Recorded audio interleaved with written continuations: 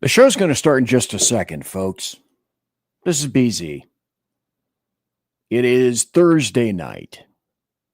It is October the 16th, the year of our Lord, 2025.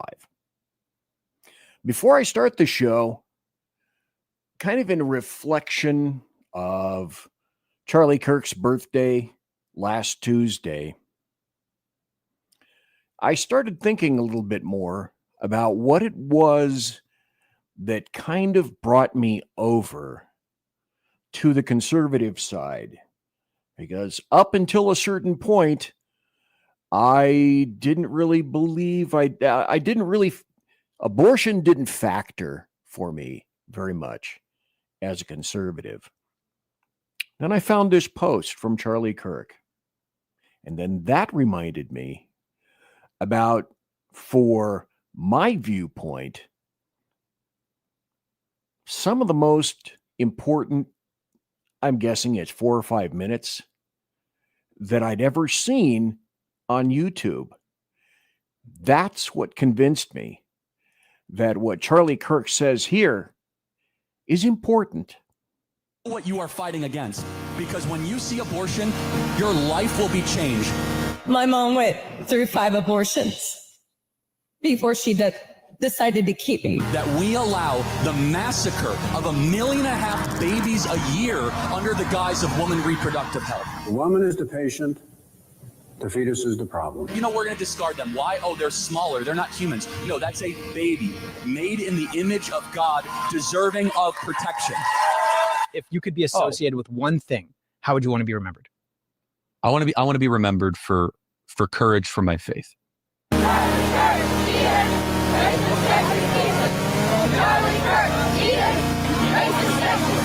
Is it a human being in the womb? Yes or no? Yes. Well, then why don't you get the human being rights? Well, that's what I'm trying to just ask the question. Why does that human not get rights and you do? Well, my question, why do you get rights and the baby doesn't? There is no excuse for murder, period. What is the first thing human rights? Life. Every human being has the right to life, period, hard stop. During an abortion, they actually inject poison as the baby squirms. Have you ever watched an abortion? It is Have one you? of the... Yeah, actually I have. And I encourage every human being to watch one. And so I watched one, and I heard about it. Based on false premises, one after another after another. It's time to stop wasting time, get on with meaningful work, and stop picking on women and trying to take their choice away. I yield back the balance of my time. The time of the gentleman has expired. We welcome our distinguished witnesses today. Do you and each of you swear that the testimony that you are about to give shall be the truth, the whole truth, and nothing but the truth, so help you God? And I'll now begin by introducing today's witnesses. The first witness is Dr. Anthony Levatino. Dr. Levatino is a board-certified obstetrician gynecologist. Over the course of his career, Dr. Levatino has practiced obstetrics and gynecology in both private and university settings, including as an associate professor of OBGYN at the Albany Medical College. And Dr. Levatino, we'll begin with you. Welcome. Thank you, Chairman and members of the committee. I only have 5 minutes, so I'm going to get right to it. Second trimester D&E abortions performed between roughly 14 and 24 weeks of gestation. Your patient today is 17 years old. She's 22 weeks pregnant. Her baby is the length of your hand plus a couple of inches. And she's been feeling her baby kick for the last several weeks, but she's asleep on an operating room table.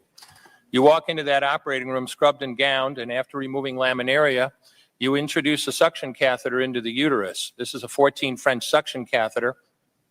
If she were 12 weeks pregnant or less, basically the width of your hand or smaller, you could basically do the entire procedure with this.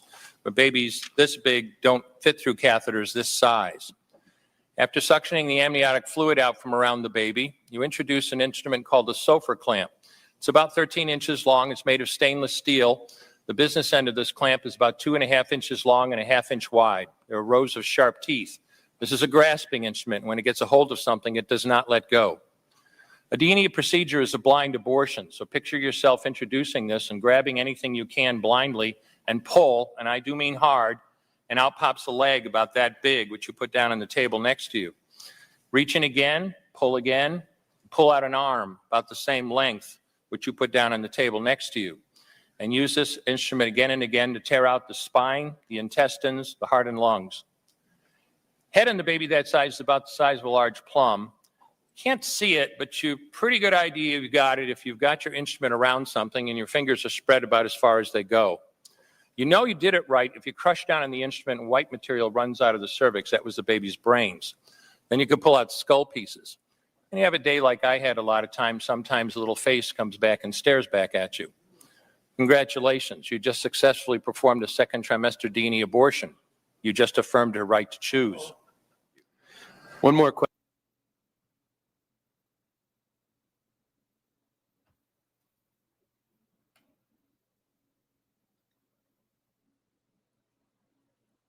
Any response to that?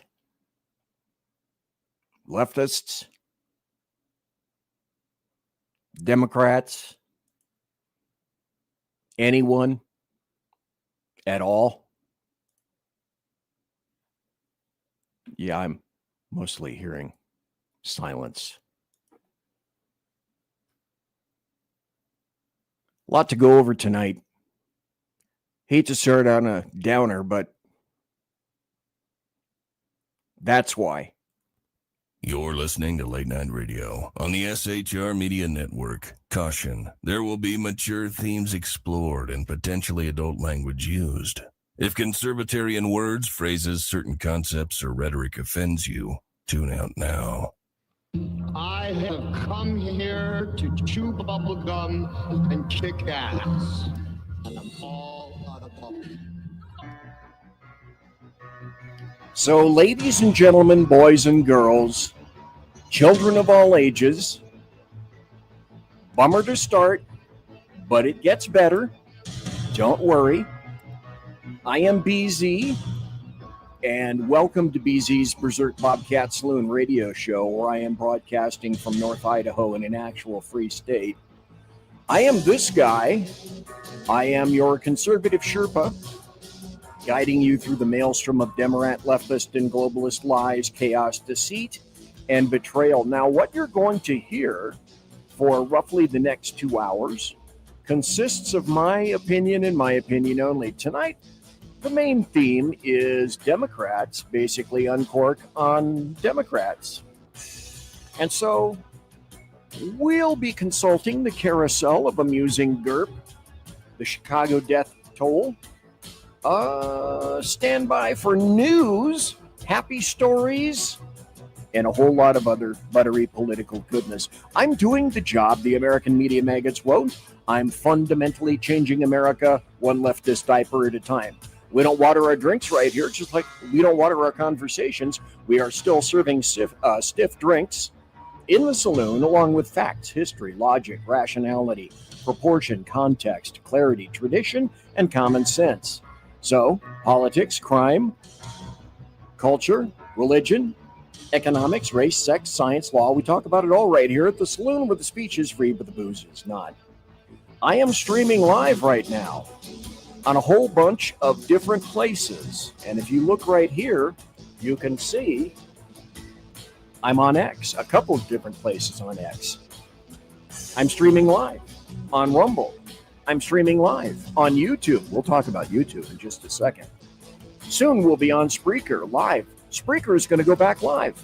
Facebook, Twitch, and KLRN live tonight. KLRN live tonight. So I'm extremely happy to be here. As per normal, I've got a metric ton of stuff for you. But I want to begin, let's start with the comments. Let's go up to the top of the comments and introduce some of the people and the acts you've known for all these years. UBG, Unpleasant Blind Guy, is here. He's relatively pleasant. Canada Heavy Hall is here. Mike Pasqua is here. Mission Ready Men is here. Stop right there.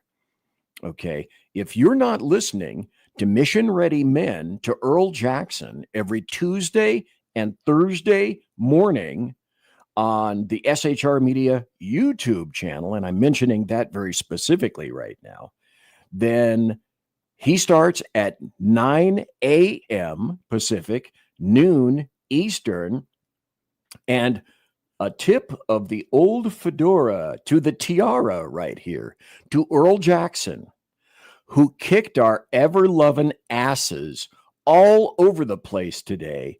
His morning show got 256 views on YouTube. So if I had music or if I had a choir or anything like that, they would be playing right now, because that is absolutely incredible and stellar. And congratulations to Earl Jackson from SHR's very own Mission Ready Men. Incredible. And also, let's go down here. Let's see. I mentioned Canada Heavy Haul, Big E, and Ricky Robinson, he love you long time, is in chat. And let's see, who else do we have? Anybody else? Mike Pasqua, any sipping whiskey? Oh, Mike, it's funny you should mention that, good sir, because my mug has changed for the night because of the theme. So yes, I have clear potato. Well, if I tilt it anymore, it's going to come out, it's going to pour out. But because it's a themed show, here's my mug for tonight's show, Demorats Uncork on Demorats. And I hope you all at home are drinking responsibly. I hope you're all having a great time. I hope soon, despite that introduction, I hope that soon I'm going to be, well, especially with what's coming next, OMG, I hope that what's coming is guaranteed to put an upwards crease on your pie hole. Because what we're going to be talking tonight with regard to Demorats is essentially a total scrotal failure in which hilarity may ensue and alcohol, well, definitely for me tonight, will be involved. So thank you, one and all, for everyone being here. And Mission Ready Men, again, kudos. 256 hits this morning on YouTube for us, for SHR. That's pretty damned amazing. That's absolutely fabuloso. Let me see if now for the next, let's see, 1, 2, 3, 4, 5, 6. I have 6 videos that we're going to be starting out with tonight. And you can most definitely put them up with regard to the carousel of amusing GURP, because each one of these, I was sent these videos surreptitiously, quite covertly, so that you won't find them on any other show. The first one is a continuation of training. I believe, if I'm not mistaken, this is Antifa, so that you can see that they're training to fight us on, let's see, what is it, October 18th, which is Saturday, I believe, mostly in D.C. No King's Day, and this is how they're training. Oh, BZ, would you turn the sound on? Because the sound is good.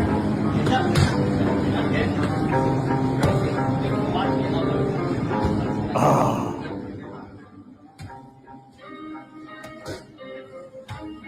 You can see how diligent they are in terms of their training. I had to pay $500 for that video. Here's another one. Now, this is Tim Walz. Did I get that right? The governor of Michigan? Not Michigan. Minnesota. This is Governor Tim, and he himself is training. Take it away, Tim.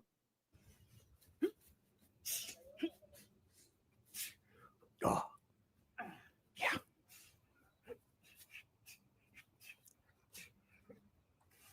Tim, great job.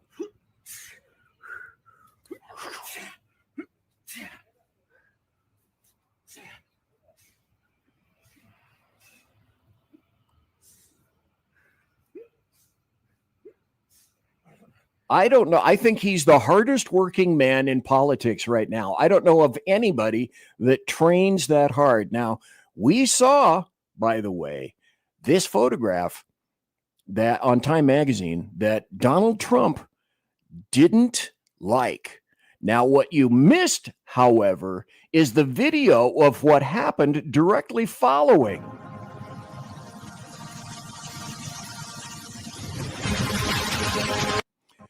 That's the video that you never see. But I happen to have it right here. And that's one of the main reasons that you guys tune into me. And another covert. And remember the interview given by Barack Hussein Obama. And this is 30 seconds that, for whatever reason, you'll be able to understand when you see this. 30 seconds that never made it to the American media maggots. Now, Barack, if you would, take it away, please. It kind of surprised me, to be honest. I mean, I knew she had a penis and all, but I guess I never really thought about how big Michelle's penis could be. You know, we just kissed and shit like that. But one day we were having a few drinks and we started dancing salsa and see, all the time telling you alcohol may be involved. Holy shit. Thought you had a snake in her trousers. See, and that's the part that you didn't see, but that's why you come to my show. That's why you listen for the great videos that I play before we get into the meat of the matter. You've heard this before anytime, but wait, there's more. Republicans have been appealing to audiences, especially young people like myself, online using social media. Why does Republican messaging on social media seem so much more effective than Democratic messaging, and what can we do about it? Wait for it. Well, that's a great question. I think the Republicans are effective. They have learned a lot about social media. And by the way, it doesn't hurt that their friends own all of the major. Right. They have friends that own all the media, is what Bernie Sanders was about to say. You know how correct that is. Then, finally, this may be the best video of them all. Before I get into where am I going to be going after this? We'll be going into this in just a moment. Oh, before I get to this video, I almost forgot. Let me set up the video and put it up right here. This is just a reminder, a promotional reminder that next Friday night will be the KLRN Players producing The Day the Earth Stood Still at KLRN Radio on X. And so you need to be here. BZ is going to be here. He's going to be involved. Shoot, don't look at me. Don't think that I'm reaching for something over here. Because I used to have a producer, and now I have to put something like this up and not talk directly into the mic so that I can cue something else. Anyway, the reason I'm saying this is because BZ is going to be in this play next Friday night on KLRN in honor of Halloween, the day the earth stood still, with the KLRN Players on the 24th at 8:30 Eastern, 5:30 Pacific, and BZ is going to be in that. I hear that he is going to be playing. I am going to be playing the hubcap. I'm not sure. Maybe both the hubcaps or the lug nuts on the 1941 taxi that drives Gort around in D.C. And again, if I had applause, there'd be nothing but applause at this point right now. Let's go back to the comments before I locky low on this show. Yeah, we got to figure out how to keep it going. And also, this is very interesting. We've gone up. We now have 648 subscribers. You too can subscribe to the SHR Media YouTube channel. We would love to have you do that. Also, don't forget, if you go to the SHR Media channel, please click on the bell on the SHR Media channel on YouTube. Click on the bell, because what that does is that will provide you with notifications when our shows are upcoming. That is a great thing. Let us all continue, if we could, then with chat. No Sean or Phantom. Well, Phantom is here. Is Phantom? Yes. There is Phantom and Mike and Mission Ready Men and Unleashed Jeremy Hansen. First, he was leashed. He got into the show, and now he is completely 100% unleashed. When you hear this, oh my gosh, now we know what's going on. I think AOC and Bernie Sanders are having an affair. Like, people know this. Everyone knows. After their little events, they put on a little salsa on their trailer, and it moves around quite a bit. Zoran Mamdani just said he thinks you guys are having an affair. What's your response to that? No, let me jump in on this one. This is what Caitlin, we're talking about. So what if we like to put on a little salsa and get naked in our trailer? This is a big booty Latina. I'm not going to pass on a big booty Latina. What if Trump deports her tomorrow and all I have left is my ugly ass wife with no booty? I need my big booty Latina. And you can see that's why the applause is so deserving. You only catch these things when you listen to my show. Here's something else that I think we're going to go into, as I indicated and foreshadowed. We have this coming, which is this. The bloviating Zeppelins, HeyJackass.com Chicago death toll update. Courtesy of every leftist running that city. From the mayor, police chief, and every aldercrap in the 50 wards. Thank you, Mr. Announcer. By the way, this is the BZ Chicago Death Toll update for today. We are at October the 16th, the year of our Lord 2025. HeyJackass.com, HeyJackass.com. Illustrating Chicago values, Chicago, the city of big shoulders and big riots and big stupid people, including their big racist black Mayor Brandon Johnson. What a guy. What a fabulous guy. October to date, shot and killed 16, shot and wounded 62. Total shot in the city of homicides. Freudian. City of Chicago, 78. Total homicides, 19. Week in progress, October the 12th to October the 18th. Shot and killed 3, shot and wounded 15. Total shot 18. Total homicides 3. Year to date. Shot and killed 302. Shot and wounded 1,313. Total shot 1,615. Total homicides 361. So a person in Chicago is shot every 4 hours and 17 seconds, and a person in Chicago is killed every 19 hours and 9 seconds. The bloviating Zeppelins, HeyJackass.com Chicago death toll update. Courtesy of every leftist running that city. From the mayor, police chief, and every aldercrap in the 50 wards. Because who wouldn't want an update like that? I know. Since we happen to be on Chicago, on the issue of Chicago, anyone remember this? I had to dip into the BZ archives for this. This was back in 2021. This is how kind and loving Chicago is, and how loving and kind white female insane leftists can be, though they, in terms of leftists, have left this planet. Now, that's sad to say, because a doctoral candidate back in June of 2021 in Chicago. Now, this was under Mayor Lori Lightfoot, she of the Admiral Akbar variety. Doctoral candidate who sought to prove justice system was racist against blacks, was stabbed to death by a black male in Chicago from that loving city of big shoulders. Here's another story that happens to do with Chicago.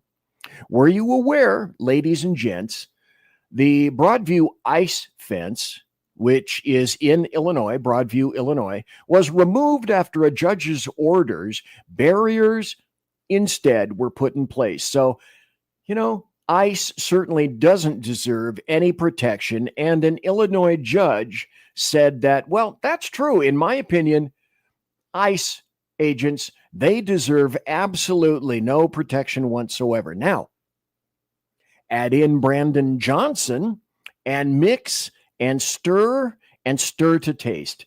Chicago finds 39 ways to get $1.65 billion more to spend. So Chicago Mayor Brandon Johnson's task force outlined 39 ways to raise up to $1.65 billion to close Chicago's budget deficit. Well, they're saying they're not taxes. These aren't taxes. But if you look, they're taxes. These are taxes. So Chicago residents, not only are you getting no service, not only is Chicago PD essentially not protecting you, that the feds have to come in to protect you. You've said essentially that you like that protection, but Brandon Johnson doesn't mind if he stacks as many young black male bodies as possible in his city to prove and enable his philosophy, whatever the hell that may be. But wait, also the teachers need to weigh in. Chicago teachers say immigration enforcement near schools is scaring the kiddies and disrupting the classes. So that means that there should be no ICE enforcement. What the hell? Why would we even worry about law enforcement if they scare the kiddies? Also, this is interesting. JB Jabba the Hutt Pritzker, is finding out the internet is forever as a former police chief busts him. You got busted for your video. Can you believe this guy? This is from Homeland Security. Governor Pritzker threatening to prosecute law enforcement for enforcing the law and arresting murderers, pedophiles, rapists, drug traffickers, and gang members is disgusting. And he says that here. Don't have time to go into it in detail. If you want to see the video, and again, as I indicate at the conclusion of the show, go to the SHR Media Rumble channel, where in that, for this episode, you will find each and every show link in there. And this is just a suggestion that you might want to look at this. By the way, JB Jabba the Hutt Pritzker happens to be a what, BZ? Oh, he's a billionaire with a B. And he also made, I don't know, close to $500,000, if I'm not mistaken, recently about winnings at poker or winnings at some kind of a card game recently. Let's illustrate some. Okay, there we are. Let's go talk about some comments here. Ricky Robinson, Canada Heavy Haul. I'm parked, he says. I can pay attention. If we can last this long, if you guys can last this long, if I get through all of my stuff, I have some rather amazing indicators with regard to Canada. Mayor Mohawk, nicely. Let's go, Brandon. And I used to like how the Beverly Hillbillies, Jethro, would pronounce Freud's name, Frood. Mayor Beetlejuice, that's correct. That's an insult to Admiral Akbar. First one tonight. It is. That's a Star Wars reference. If you know Star Wars, then you'd get that one. Pritzker ate Jabba the Hutt. Pretty much he did. Since I'm on the subject of Illinois, if you can't last that long, there's pills for that. Oh, are they blue? Do they come? Do you chew them? Do they come in a packet? Get the reference. See what I did there? In any event, it's a trap. Just thought I'd tell you that Illinois Representative Brad Holbrook just revealed, I think it's a 2-minute video. I'm only going to start about the first 30 seconds or so, but I'm going to tell you up front. Illinois Representative Brad Holbrook revealed over $1 billion of taxpayer money has been funneled from the state of Illinois to NGOs funding programs like parent mentoring initiatives, immigrant support networks, LGBTQ advocacy projects. This isn't charity. What it is political laundering, taxpayer money from Illini's being rerouted to bankroll Democrat-aligned activist groups. Chicago, Illinois, it's basically corruption central for most everyone. 107th District, Shelbyville. Today, we're turning our attention to a staggering amount of taxpayer money, over $1 billion, that's being funneled into political connected non-government organizations or NGOs. This wasn't uncovered by government watchdogs, but concerned Illinoisans and Republican legislators that our grassroots effort we call DOGE, or the Department of Government Efficiency. So DOGE did have a purpose. I sure would like to have seen more of that. Unfortunately, I think Musk had to bow out. It had a sunset date. I'm not sure, but isn't DOGE? Are they still continuing? You know, there was a Doge clock. Shoot, if I'd been thinking, I would have put the Doge clock up. And instead of making people wait for the last portion of the show, we're going to go into it right now.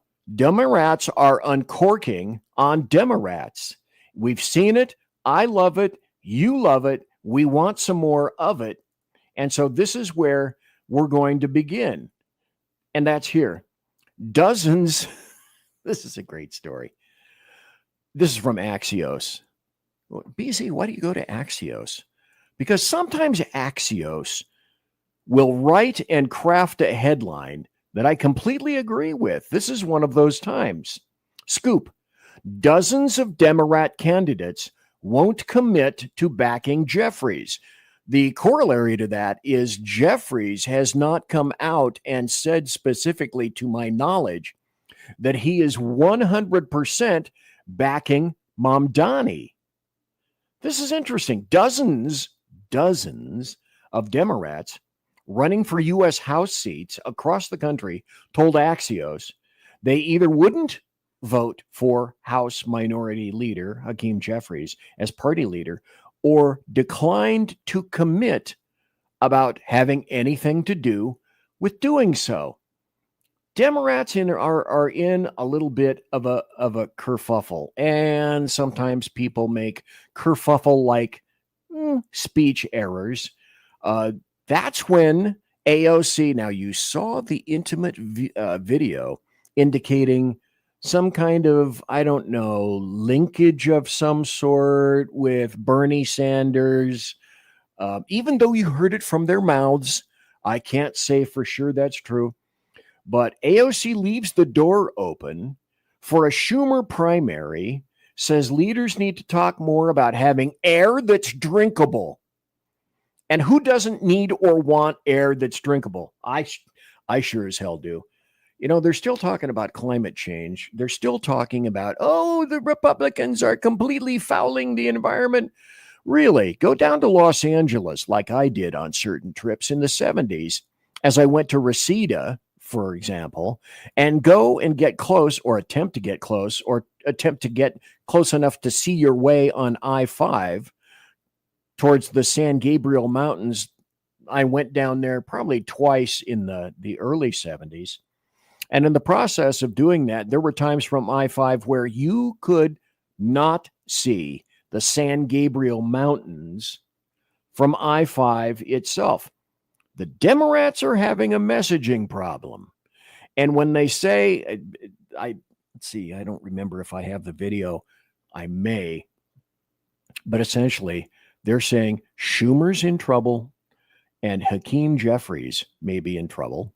And there's another individual who may be in trouble. And this is with regard to the theme tonight. Demorats are uncorking on Demorats. So essentially, she was on a produced show recently. She refused to rule out challenging and primarying Senator Chuck Schumer for his New York Senate seat. And this was during a CNN, I think it was a CNN town hall meeting that was going on. Let's see if I have the video. I may have already set that up. Let's look. Oh, speaking of Demorats, let's go here. Kamala, she just keeps getting smarter and wittier in the process of promoting her book. That is a decent resume, but go ahead. Well, some people have actually said I was the most qualified candidate ever to run for president. Okay. Now, the rest of it isn't worth going into, but in your esteemed position, ladies and gentlemen, boys and girls, children of all ages, do you believe that's true? That she was the finest presidential candidate ever I don't believe that I will be convinced of that. This is the next best part. Now, this is from the Western Journal. C-SPAN was blitzed with calls from Democrats bashing their own party. A guy named Frank from Staten Island hit the nail on the head. The funny thing about Frank from Staten Island is they're Demorats. They're in New York. I'm in BZ. Let's take a break. Conservative media done right. You're listening to the SHR Media Network. Mission log entry. I mean, let's face it, who's even counting anymore? The Lost Wanderer is officially off course, chasing rogue rocket launches, fringe science, and things that probably violate causality. If it burns fuel, bends time, or makes scientists very uncomfortable, yeah, I'm probably going to talk about it. Every other Sunday on KLRN Radio, The Lost Wanderer, because space doesn't come with a roadmap, and honestly, I wouldn't follow if it did. Hello, I'm Matt, a student at Hillsdale College. Here's Hillsdale President Larry Arnn on the continuing relevance of the Constitution. Many argue today that the Constitution is outdated because it addresses problems peculiar to the 18th century. Some parts of the Constitution do read rather quaintly. Consider the injunction against titles of nobility in Article 1, Section 9 of the Constitution. But is that so outdated? The purpose of the injunction is to prevent the government granting special privileges to some for partisan reasons. This strikes at the heart of the rule of law. The crony capitalism so common today is a place where the government bestows favors and tax dollars on some businesses to give them a leg up over others. This is exactly the kind of thing the Constitution was meant to prohibit. The Constitution is not so outdated after all. This Constitution Minute was brought to you by Hillsdale College. To join the national conversation on the Constitution, go to constitutionminute.com. Hey fellas, are you mission ready? You need to check out Mission Ready Men via Earl Big E Jackson on Tuesdays and Thursdays, 9 a.m. Pacific, 11 a.m. Central, and noon Eastern. It's a show that equips you to navigate our society's challenges from a biblical perspective with courage and conviction.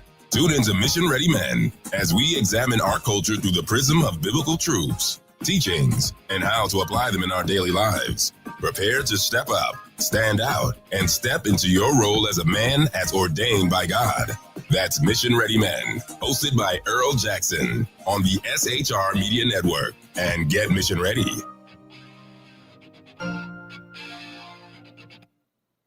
Want to make an immediate difference in the life of a critically ill child? You have the ability to do that right now. Make a donation to Dream Makers for Life, the organization that restores dreams to seriously ill children and their families. You can sponsor a dream pack for a child, which contains a clear PVC backpack, a dry erase board adventure coloring book, a journal, and dry erase markers to inspire a critically ill child to envision a future adventure and hope. Want to become a dream maker for life yourself? Go to dreamforlife.org. That's dreamforlife.org. Help a child. Help a family. There is always hope. You're listening to the SHR Media Network. I'm BZ. You're in the saloon. I am the bulbous one with such gravity and such force that some planets occasionally revolve around me. Thanks if you're listening to any of these places right here, to KLRN, to Rumble, to X, to YouTube, where we have 648 subscribers, Facebook, Twitch, Spreaker, that's coming in the not too terribly distant future. It's October the 16th, the year of our Lord 2025. We're talking about Demorats uncorking and popping off on Demorats themselves. Well, we had this article from the Western Journal. I told you about Frank, who called in to C-SPAN, and C-SPAN was essentially inundated with calls from Demorats. And Frank said, I'm a registered Demorat, but, oh, damn it, Jim, I hate my party. Well, that wasn't doing very well. That didn't translate very well. By the way, I was attending Rick Robinson's morning show on KLRN, as well as Earl Jackson's show that I'm going to mention one more time on SHR, who this morning got 256 views on YouTube and literally kicked the butt of myself and Jersey Joe and Sean Lewis. Kicked us all over the room, kicked us around the floor and out the door. Oh my God, that was a wonderful kind of thing. I think I have, if I'm not mistaken, video coming up. And as you watch this video, and I noted when I was but watching Rick Robinson's show, as I typed in chat to Rick, I said, as this guy is taking calls from CNN, watch the face on this guy. Let's put him up on stage right now. Watch his face. And then you'll see, I always go for the Paul Ekman body cues, body language, what people are saying, how they're lying when they're lying, if they're tired, if they're just disgusted. Some people have no way whatsoever to hedge these things. They would not be very good poker players, meaning that you would really want to play poker against them. So the essential portion of this was most were saying, I think I pretty much hate my party. Let's hear from Will in Maryland, giving an assessment of the party as well, at least the party's direction. Will, hello. Hey, good morning. I can't claim to be any kind of an expert, but I've been a Democrat for a few years now. I used to be a Republican back when George W. Bush was president, but he basically showed me that I wasn't going to be able to stick with that party. I think the Democrats almost need to stop bashing against Trump so much and start focusing really on some of those things that Cory Booker was talking about health care and about the way the immigrants have been. Notice the slow blink on this guy, which is one of the things I like. This guy's not far from falling asleep on the air. Treated. And I do like also some of the things Rahm Emanuel has said, and I like his approach as well. But a lot of the Democrats, some of that is all their own fault. I think Joe Biden is at fault for the state of the party. Thank you. It would have been a lot different if he had a different frame of mind and said, yes, that's time for me to step aside back maybe 2 years into his term and let the party decide on a new standard bearer. So there's a lot of the problems are self-inflicted, and they need to step back, look at themselves. And I don't even think that really continually bashing Trump is most effective. See the guy look to his right over there? He's looking at the clock, the C-SPAN clock. Focus on all the other issues. The tariffs are not really done intelligently. The other issues that are turning our back on good allies like Canada, Mexico. Why are we treating them so poorly with tariffs when they've been friends and neighbors and such? BZ, let's skip ahead. My name's Frank from Staten Island. I'm registering. My name's Frank from Staten Island. Go back. Your party's direction. Frank, hello. How you doing? My name's Frank from Staten Island. I'm registered Democrat, but I hate my party. I haven't voted for a Democrat really in the elections in quite a while. And yes, I voted a Republican many times because I like the policies better. Democrats have had terrible policies, and now we have the rise of the so-called progressives. They're really regressives. People like the Squad and Ocasio-Cortez and now Mondami, who might become the mayor of New York City. He's a proven socialist and Marxist as well as an anti-Semite. This is just really terrible. The things that they actually believe in do not really help the people at all. They don't understand markets. I believe in capitalism. I am the type of... Okay, let me stop right here. This is not going like this guy anticipated. C-SPAN is great. It's interesting. You can see some things on C-SPAN because most of the stuff is uncut. Let's catch up with some comments. Some people... let me go to this one. Congrats on the numbers, Earl. Yeah, they're super numbers. Fandom weighs in, says, yep. And Mission Ready Men throws it right back, saying thank you to everyone. But the Demorats are starting to eat their own, and they are uncorking on themselves. Here are some Demorats who are weighing in their own little personal way on Demorats. This message is for you, Donald Trump.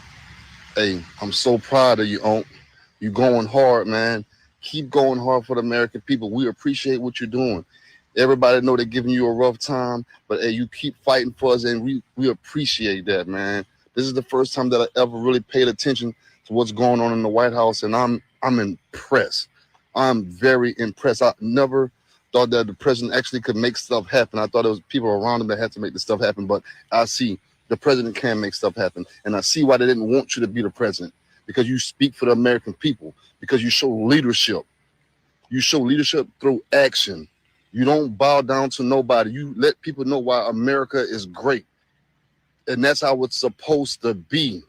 See, this guy, however, turns out to be the black equivalent of a white guy on the Democrat Party who's about to get his arse kicked big time. And then somebody else comes and decides that they're going to weigh in too. It's okay to leave the Democrats unless you are black. If you are Asian and you leave the Democrats, well, you're just an Asian person who left the Democrats. If you're white and you decide to leave the Democrats, well, you just are a white person who decided to leave the Democrats. But if you are black and you leave the Democrats, dun, dun, dun. You are considered a sellout. And let me explain why. The Democrats have always owned black people.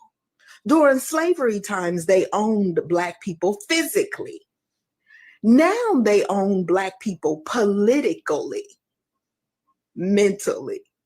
So when you say you are leaving the Democrats and you black, oh my goodness. In their mind, they are missing merchandise. Their inventory is low. You're chattel. You're nothing but chattel. American blacks. Wait until you hear what Ketanji Brown Jackson thinks of you, American blacks, with regard to a SCOTUS case that may be devastating for all sorts of blue states and blue individuals. That's coming also. Republicans, can we have a quick conversation? Because maybe you can bring something to my understanding, because I'm a little lost. Forgive me. I'm new over here. When in the hell did the Republicans become so understanding with logic and reason when you talk to each other? It's like, is that not what I say at the beginning of my show every time my show is on the air? 2 + 2 has to equal 4. When did things start adding up? Because now maybe it's just because I was raised Democrat, of course, and maybe they were just telling me, hey, Republicans are just racist. They're just bigots, and that's it. And that's all you need to know. You vote blue no matter who. Now I'm over here, and everyone I talk to is super nice. They're interesting. They're open-minded in a good way, not in a bad way like a Democrat where they're so open-minded their brain falls out. Start saying stuff like, that's not bad. I like that. I may have to steal that. Men should be in women's sports and all this crazy nonsense. It's just like, I just want to know, when did Republicans stand on business so hard? I don't know. Let me stop him just for a moment. Like I've said, and President Trump said in any number of times that I've made this quote, Donald John Trump, OMB, Orange Man Bad, the guy with the dead orange cat on his head, said, come one, come all. This tent is wide and it's open. And if you're a conservative and if you're tired of all the crap that's happened before, my flaps are open. My tent flaps are open. The tent is huge. It's massive. And we want you up to that point. Why did it take President Trump to say that when the Republicans had the opportunity to make that statement and emphasize it again and again, and they never did? And then they were never popular. with a lot of the people that would come over, like that gentleman before. And now they're coming into the tent. They're opening that tent. And the other thing we're discovering is the massive irony, the schadenfreude, because of this.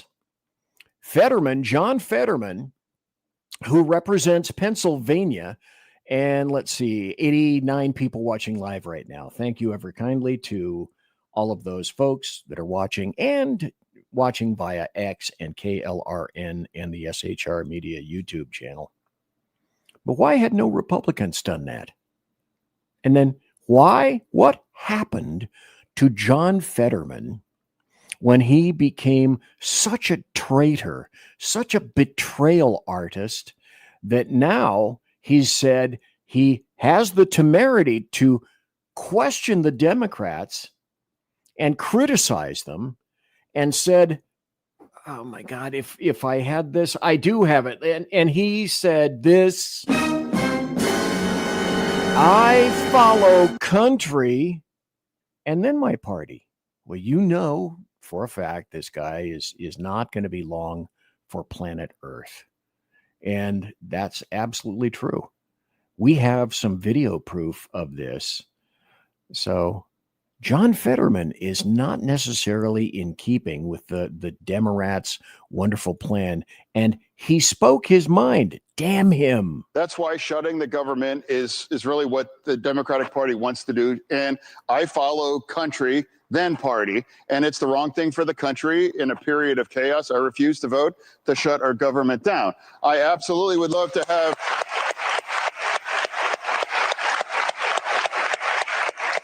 I would love to have a conversation about extending the tax credits for healthcare. Absolutely.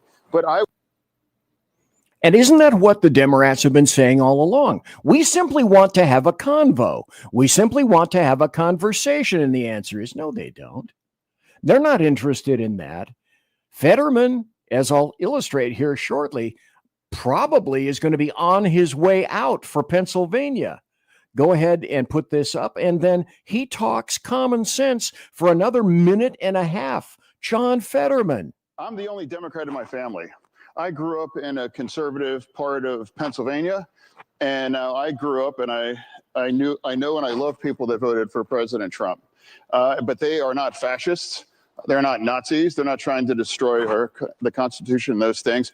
And that's part of another thing. I refuse to call people Nazis or fascists, or I would never compare anybody to Hitler and those things. And now that kinds of extreme rhetoric is going to continue. We're going to be more likely in resulting in extreme kind of outcomes and political violence and doing all these kinds of things like Charlie Kirk. For me, all I could say is like, let people grieve, give people the space. I'm not going to use that terrible thing and that Pasek assassination to make my argument and try to put out my views. It's like, my God, he's a father that had his neck blown out by a bullet. And now people have forgotten. President Trump was in my state, was shot in the head. And if that could you imagine where our nation would be if he was hit in the same way with Kirk? We really got to turn the temperature down. And we can agree to disagree on these kinds of things. But right now, shutting down the government, I just can't take it that. I'm the only... He's speaking common sense. And when I was watching the show this morning on Rick Robinson, I inserted into the chat, here's what I think happened with regard to John Fetterman. People were saying after he got elected, this guy's kind of nuts. This guy's kind of off his rocker. This guy is kind of not making very much sense. There were some strange things going on in his life. His wife, some of the things that she was doing, it was all kind of most passing strange. And then John Fetterman had a stroke. He went into the hospital. He went into, if I'm not mistaken, a voluntary psychiatric commitment beforehand. So he was having any number of issues. But I think when he emerged and was able to survive the stroke, He looked at himself in the mirror and said, I recognize my mortality. I recognize that I'm a little bit more than what people have pigeonholed me into.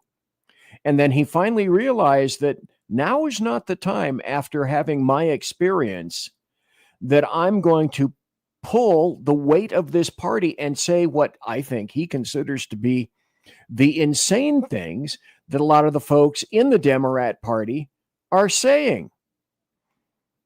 So, unpleasant blind guy, the lady gets it. I always called rabid lefties on social media slaves. Unleash Jeremy Hansen, math is racist. The only thing I agree with Dems on, I suck at math. And good night, Mike Pasqua is going. Canada Heavy Hall says, via con Dios, and goodbye to all those folks. But that John Fetterman had the temerity to make the statement, I refuse to call people Nazis or fascists. I would never compare anybody to Hitler. That is not towing the party line in any way, shape, or fashion. And this is the result from Axios. Democrats are already planning his ouster. They're maneuvering in Pennsylvania against Senator John Fetterman. In a 2028, they're going to primary him in 2028. And that was, if you remember, one of the biggest battleground states in the nation. Now, the other thing that I mentioned, anybody remember Scott Pressler? In my opinion, it was Scott Pressler who managed in a one-man show to turn Pennsylvania over to Trump. But when you are not in keeping with Gaia's great Demorat plan, you're going to find yourself on the outs. Got about 3 minutes for the top of the hour break. And the way things are rolling right now, cats and kittens, I may get possibly for maybe the second time ever through most of the things that I want to speak about tonight. 89, 90 people watching live right now. Thanks to all of you for watching live and for watching later in podcast and watching through SHR, the YouTube channel, through X, Twitch, and KLRN. Always a wonderful thing. Now, then we have this guy. I think I have enough time just to put him on. Some people have agonized over this. And I said, and continue to say, we're going to have these experiments. For example, I spoke at fair length this afternoon with Jeremy Hansen from Unleash Jeremy Hansen. Has his own great podcast, kicks my ass all over the place in terms of numbers. His voice, it's like, God looked at me and said, you're an experiment, fat boy. You're not fat now, but you're going to get fat. And this guy, Jeremy Hansen over here, that I'm going to produce a few years after you, I'm going to give him the voice. Bing! And so it was. In any event, we were saying, and we were agreeing with each other, myself and Jeremy Hansen, we got to have this experiment pretty soon. Are we going to have a civil war? Do we see any way to extricate ourselves out of this? I'm not so sure. But as Rick Robinson has said, and as I have said, and as Jeremy Hansen has said, on any number of occasions, we got to have this experiment so people can finally see and look at the illustration down your block, and it's going to be in New York City first, because I still think Mamdani is going to win. Now, listen to him. Now, I understand. If you've never heard Mamdani, I understand why people like him. He's very glib. He's a good speaker. He's fake as hell. He's a racist. He's a muzzy. I hate him. He's a liar. Takia, figure out what the hell that is. He's an anti-Semite, but he's a really convincing speaker. But he also said that New Yorkers, you should expect a tax rate at about 52% of your paychecks to help pay for all the free shit that he wants to give New Yorkers. So a lot of individuals in this city pay more than 50% of their income in taxes. When you talk about a fair share, how much more than, what is the fair share? What's the number? I've said that we should increase personal income So taxes 52% by 2%. is fair? And my point is this: Give up more than half of your income. That's if you're making $1 million in New York City or more than that, you can afford to pay 2% more. And the reasons you can afford to do so is because that money will be used to better your quality of life as well. Yeah. Because when I speak to the wealthiest New Yorkers, I hear concerns about the cleanliness of the city, the quality of life in the city, questions of public safety. This money is the money that will be used to deliver on those things so that we can ensure that we have a return on investment for all of the money that we are raising and spending right here across the 5 boroughs. But don't you agree? This guy is fairly smooth. To me, however, what that means is I think he's incredibly smarmy. He's arrogant. He's like most Demorats.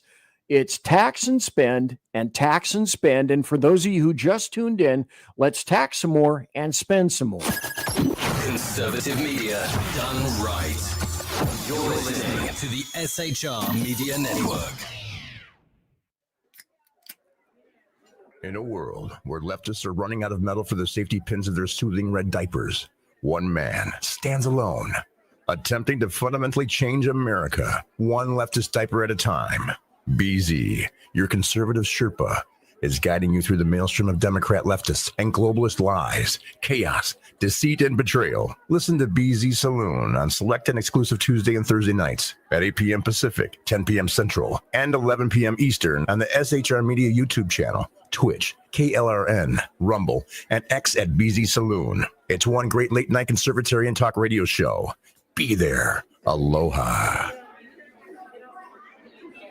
Hello, friends. You have a moment so that we may discuss our Lord and Savior Minarchy? No, seriously, I'm just kidding. Hi, my name's Rick Robinson. I am the general manager of KLRNradio.com. We are probably the largest independent podcast network that you've never heard of. We have a little bit of everything, and by that, what I mean to tell you is we have news, pop culture, special events, conspiratainment, true crime, mental health shows, drama productions, and pretty much everything in between. So if you're looking for a new podcast home to grab a little bit of everything that you love all in one place, come check us out. You can find us on X under @KLRNradio. You can find us on our Rumble and our YouTube channels under the same names. You can also find us at KLRNradio.com and pretty much every podcast catcher known to man. So again, feel free to come check us out anytime you like at KLRN Radio. It's Sean from the Edge of Liberty. Just like the Bidens, I too am moving. Only in my case, it's days and times. That's right, you can now find the Edge of Liberty Monday at 8 p.m. Pacific, 11 Eastern, and Wednesday at 8 p.m. Pacific on 11 Eastern on the SHR Media Network.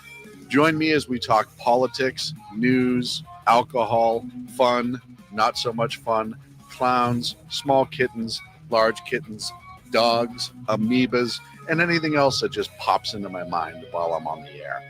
That is Monday and Wednesday, 8 p.m. Pacific, 11 on the East Coast, on YouTube, X, KLRN Radio, Facebook, Twitch, and anywhere else a good podcast is found. Please check out our website, shrmedia.com. I will see you live on the air. Attention, all patriotic women of faith. Yep, I'm talking to you, sis. Are you looking for high-quality, super soft apparel that reflects your love for country and your devotion to God? Look no further than Carry Girl Gear. Picture this. You rocking a tee so soft it's like being hugged by a cloud, all while showing off your love for God and country. Sounds dreamy, right? Well, welcome to reality, babes, because that's what we're all about here at Carry Girl Gear. We specialize in super soft tees, tanks, and more, designed specifically for the strong, patriotic woman who proudly wants to carry their message of faith and freedom. When you shop with us, you're not just getting a t-shirt. You're joining a community of like-minded women who are proud to wear their beliefs straight on their tees. So whether you're sipping sweet tea on the porch or leading the charge for faith and freedom, do it in a Carry Girl tee. Because life's too short for stiff, boring tees. CarryGirl.com, where faith and freedom meets fashion. Independence. With that declaration, America was born. inspired by a belief in the God-given rights of every human being, and in the good that comes from exercising these rights well. The founders of our great nation chose independence, as do we. Hillsdale College accepts no government funding because independence makes possible the good to which we aspire. You're listening to the SHR Media Network. I'm BZ. I'm back. The first hour is flitted away. Is, has, whiz, was, it has gone flitting in a flittingly fashion as it flitted away. Thanks for being here. Welcome. And I hope you enjoy the show. This particular show tonight is, and I did the main event first. I almost never do this. I usually make people wait, but I didn't do that this time. I addressed the main event up front where Demorats are uncorking on Demorats. But like I've said before, it's fun to watch. It's fun to watch your enemy implode, catch fire, like the House of Schadenfreude, where you watch the bodies of your enemies languidly flowing slowly in the river face up or down as they pass, as you're sitting on the bank watching that occur and thinking, it's a lovely day. The breezes are blowing. I'm in Hawaii. The clouds are wonderful up there. Look, that one looks like an aardvark. And, definitely most deaf from the House of Schadenfreude. Some things that I'd like to address up here that I was considering is there anything in the show that you guys would, and I'm looking at chat, of course, anything in the show that you guys would like changed? And I'm asking just because it popped into my brain works, kind of like the Zep works, WERX. What would you change in the show? Would you change the intro? Would you change the show from 2 hours to 1 hour? Make it with a greater frequency during the week? What do you like about the show? What do you dislike about the show? I'm just kind of curious about that. If you're in chat and you have any comments or thoughts about that, go ahead and weigh in on those, because this, by the way, is the point where I'm going to change gears just for a second. Because I'm not going to play the full minute news intro, because we're going to go into the news right now. Probably the biggest news so far today was the fact that Bolton was indicted by a grand jury. And if I'm not mistaken, I think it was 18 counts today. But he should, and other personnel should have seen this coming, because go back 5 years to 2020. There was a U.S. district judge that had some quotes back then that people have forgotten. It was U.S. District Federal Court Judge Royce Lamberth said that John Bolton was likely and had likely published classified materials in his book, The Room Where It Happened. And this is where Bolton's head and his ego became so big that it doesn't fit through standard doorways anymore. Today, I bet it fits a little bit more. And Judge Lamberth said that the government was, even back in 2020, he said the government is likely to succeed on the merits of its lawsuit. Bolton, this is a direct quote from Judge Lamberth. Bolton may indeed have caused the country irreparable harm. And that's essentially the crux of the biscuit on the government's case. So the government's case came in like this. Ex-National Security Advisor John Bolton was indicted for improper handling of classified documents. Now, his ego got to him because these were documents that were inserted into his book. His Maryland home got raided by FBI agents back in August.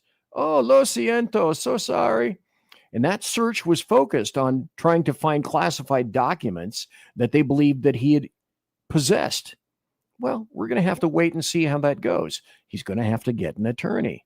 So there were more than apparently a dozen items seized from Bolton's house in Bethesda in that search warrant from the District Court of Maryland. So among the things that were seized apparently were two iPhones, a red one with 2 camera lenses, a black one in a black case, 3 computers, a silver Dell XPS laptop with cables, a Dell Precision Tower computer model 3620, and a Dell Inspiron 2330 computer, according to the search warrant documents.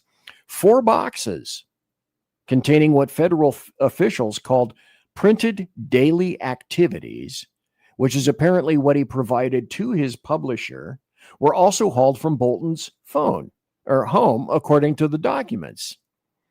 So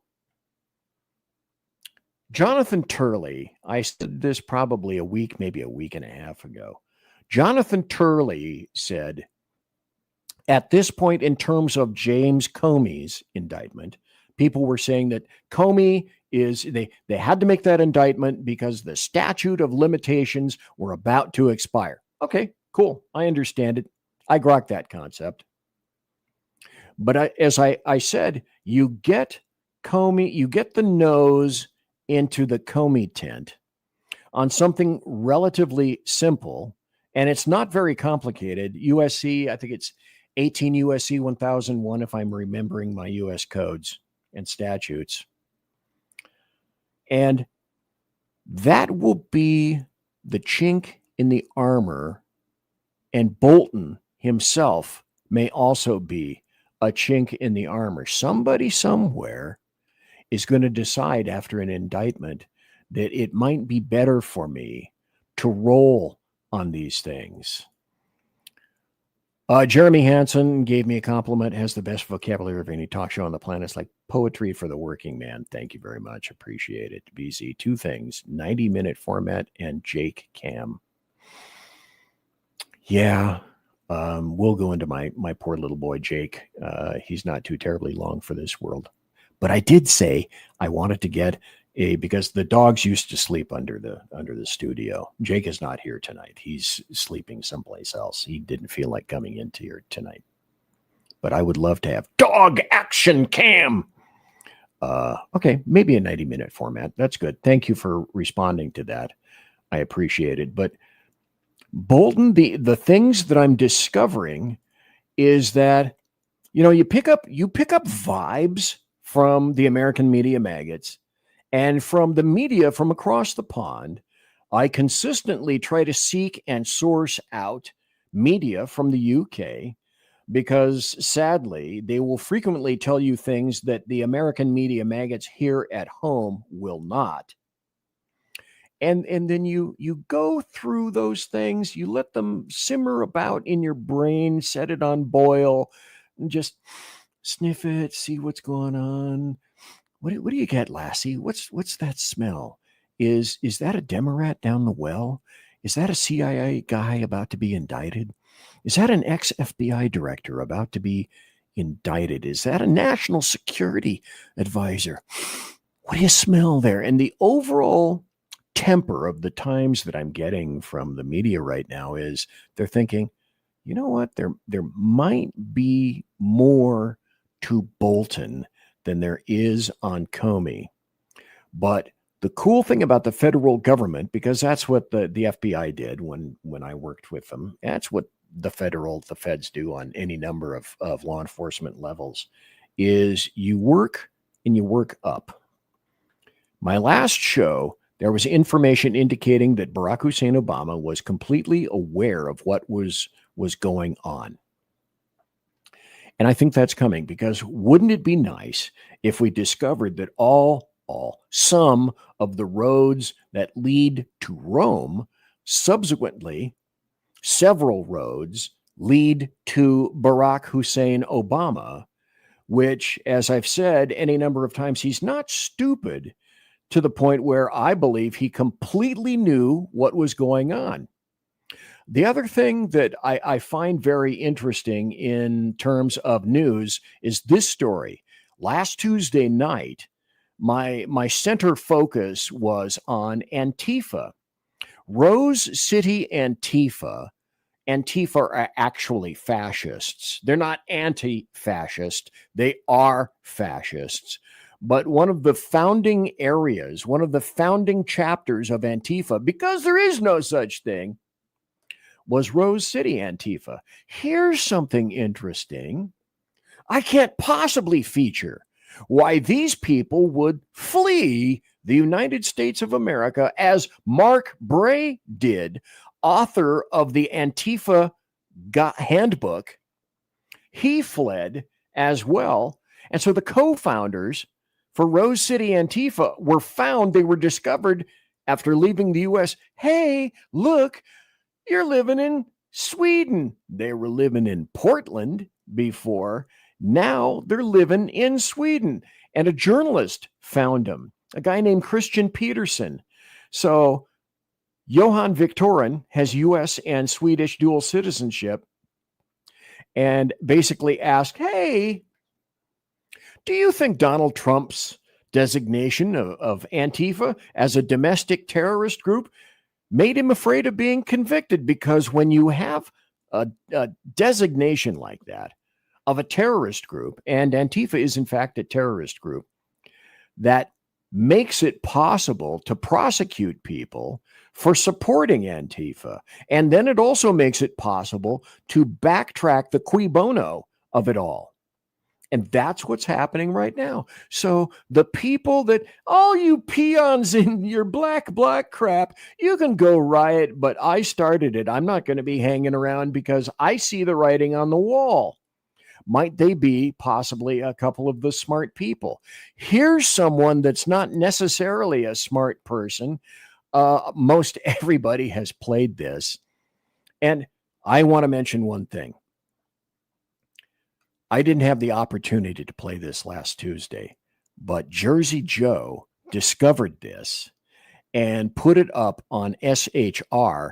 Jersey Joe, wherever it was that he found this, had this up a good 2 days before the rest of the American media maggots.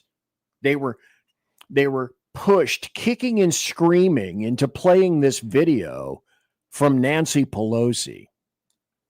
They would much rather have just let it expire. And again, all of these things, all the show links will be in the SHR Rumble channel under show links. Give me, like 2 or 3 hours to drink a little bit more heavily so that I can get in the right mind frame to get in and actually do drunken computer work. But all the show links will be in there, and this will be in there as well. Because I want my shows to be archives for me and for anybody else, because a lot of this stuff disappears magically, mystically. It just goes, phew. I have no idea. Let's play the video. Congresswoman Pelosi, are you at all concerned that the new January 6th committee will find you liable for that day? Are you at all? Stop. Were you aware that there is going to be a new January 6th committee? The answer to that question should be, why, yes, there will be. And who will be the general focal point of this? Somebody that's about to say something. Concerned about the new January 6th committee finding you liable for that day? Why did you refuse the National Guard on January 6th? Shut up. I did not refuse the National Guard. The president didn't send it. Why are you coming here with Republican talking points as if you're a serious journalist? Hey, folks, you know BZ, right? BZ wouldn't do this. He wouldn't put this up unless he had information or articles or videos or posts in contravention of what it was that she was saying. Because as you know full well, that's an abject false lie. Also notice that Nancy Pelosi is taking two gentlemen to hold her up as she dodders out gin-influenced and soaked to her waiting SUV, wherever the hell that may American be. people want to know. We still have questions. Thank you. Now, this is one of the best parts. When I first saw this video, Jersey Joe, again, thanks for the source. Watch this young journalist look at the camera. Congresswoman Pelosi. As far as I'm concerned, that makes it worth the price of admission to my show right there. I love that. I love that. Then, because BZ brings the information and the evidence indicating, as per normal, the American media maggots forget intentionally about things, but the internet is pretty much sort of kind of forever. And I find lots of things, even in my own personal doddering space. As I've said any number of times, I got a keyboard. I have the internet. I can find this shit. So here's Chief Stephen Sund. Now, his name should be familiar to you in terms of he's the former United States Capitol Police Chief. Following the video, which you can see over here, I'm not going to play it again, even though it was rather delicious. Don't you think? I do. Tell you what, let me give me a bell. Just because I think I'm delicious. Wait a minute. That's going places you don't want to go. Speaker Pelosi from Chief Stephen Sund. Ma'am, let me help refresh your memory. It was your sergeant at arms who repeatedly denied my multiple requests for National Guard assistance before and on January 6th. Even on January 6th, your sergeant at arms denied my urgent requests for over 70 minutes while he was running it up the chain for your approval. The Pentagon offered National Guard assistance, but I had to decline because your sergeant at arms would not grant me the legal authority as required under federal law 2 U.S.C. 1970. At your leisure, look at all the times that were involved in Chief Sund asking but being refused the assistance, the ability to ask for National Guard assistance. He wasn't granted that. It didn't happen. And so let's continue. Let's take this off and let's put up essentially the big story, because there was a big story. There was a bigger article which predated that quite some time. And it's this, originally sourced from the Washington Examiner. Ex-Capitol Police Chief slams Pelosi, says she rejected the National Guard help, any form of assistance on January 6th.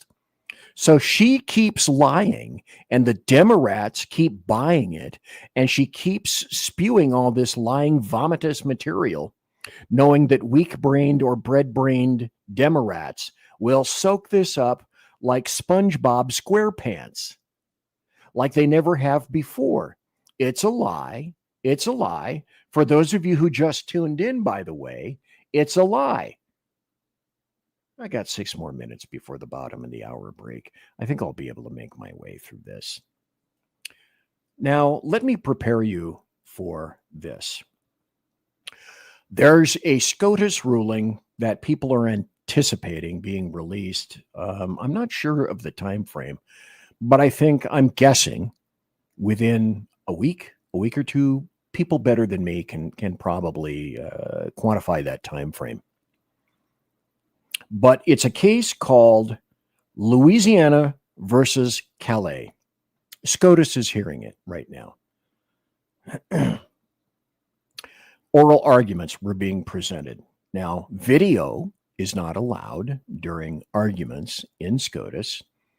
And there's an NAACP lawyer who's arguing as part of that for Louisiana, saying that it's necessary to create race-based congressional districts because, this is a quote, white Democrats were not voting for black candidates, whether they were Democrats or not? Do you have the receipts on that? So let me first play this, and then I want to get into the argument made by Ketanji Brown Jackson, who is essentially, I think, a potted ficus is smarter than her. Maybe I will potentially go so far as to postulate that even Hank Johnson, I know you're shocked, may be smarter than Ketanji Brown Jackson. Well, there is no video to go with this, but this is Janai Nelson arguing for a second majority district in Louisiana, using that buttressing argument that I just indicated. Let's listen to her. It's about 30 seconds of her attempting to make her case before SCOTUS. That's right. And in the state of Louisiana, that analysis was conducted in the Nairn case. And it was clear that regardless of party, white Democrats were not voting for black candidates, whether they were Democrats or not. And we know that there is such a significant chasm between how black and white voters vote in Louisiana that there's no question that even if there is some correlation between race and party, that race is the driving factor. Can you comment on the Solicitor General's suggestion at page 20? Okay, no, that we don't have the audio on that, but I'm putting that up for you so that you can see the direction that this is going. And the direction is this. They're attempting to argue before SCOTUS that being a racist and setting up racist districts that's exactly what MLK Jr. would have wanted these days. Segregation. In order to solve racism, we have to be racists. But hey, it's coming from the Demorat Party, historically always the party of racists. That's true. Okay, so first, again, this is another audio cut, doesn't have any video with it at all. Okay, so first, the NAACP lawyer says Section 2 of the Voter Rights Amendment is needed because Democrats aren't voting for blacks. And then the woman, Ketanji Brown Jackson, who, if you remember, in her interview for this lofty appointment as SCOTUS jurist, said that she could not possibly envision or describe or define a woman. So let's listen to her argument, because at that point you're thinking to yourself, this is a minute and a half. Did I just hear this argument being made by a black female, Ketanji Brown Jackson, who somehow managed to make it to a seat in SCOTUS? Listen. I guess I'm thinking of it, of the fact that remedial action, absent discriminatory intent, is really not a new idea in the civil rights laws.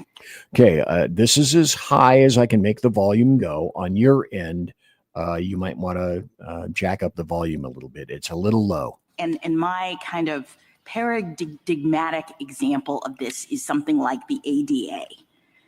Congress passed the Americans with Disabilities Act against the backdrop of a world that was generally not accessible to people with disabilities.